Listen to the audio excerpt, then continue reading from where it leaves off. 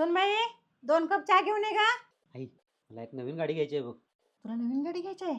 तिला सांग की, आणि ती महागातली कुठली गाडी आहे की नाही ती सांग तिला घ्यायला. हे घ्या सासूबा. वहिनी माझी गाडी खराब झाली हो.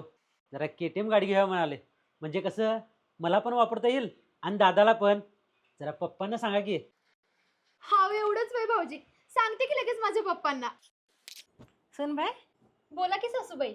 सुनबाई आपली गाडी लय जुनी झाली ना काय, आणि आपल्या घरात माणसं लय आहे ती ग. तुझ्या आई वडिलांनी सांग की फॉर्च्युनर घेऊन द्यायला. होय चालतंय की, मी सांगते मम्मी पप्पांना.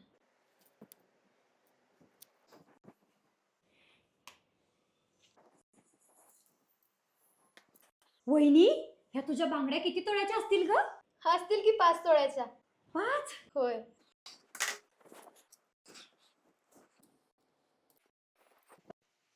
सुनबाई आता गौरी गणपतीला द्या.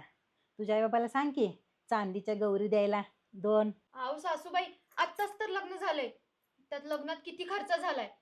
मी सारखं सारखं माहेरच्यांकडे काहीतरी मागून त्यांना त्रास नाही देऊ शकत हो. ए आत्ता सांगायचं. नाही म्हणजे मी थोडे दिवसांनी मागेल त्यांच्याकडे. आई, हिचं तोंड लई चालालंय ग, बघ जरा हिच्याकडं.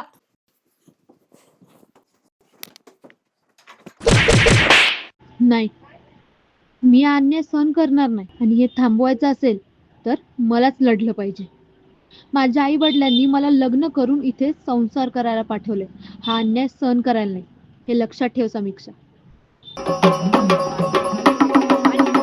ओ सासूबाई, आणि ए तू ननंदबाई, लग्न करून इथं मी संसार करायला आलीये, तुमच्या दोघींचा छळ सहन करायला नाही.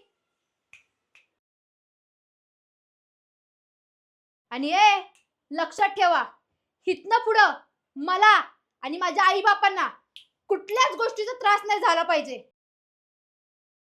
आणि ए तू लग्न करायचं आणि निघायचं.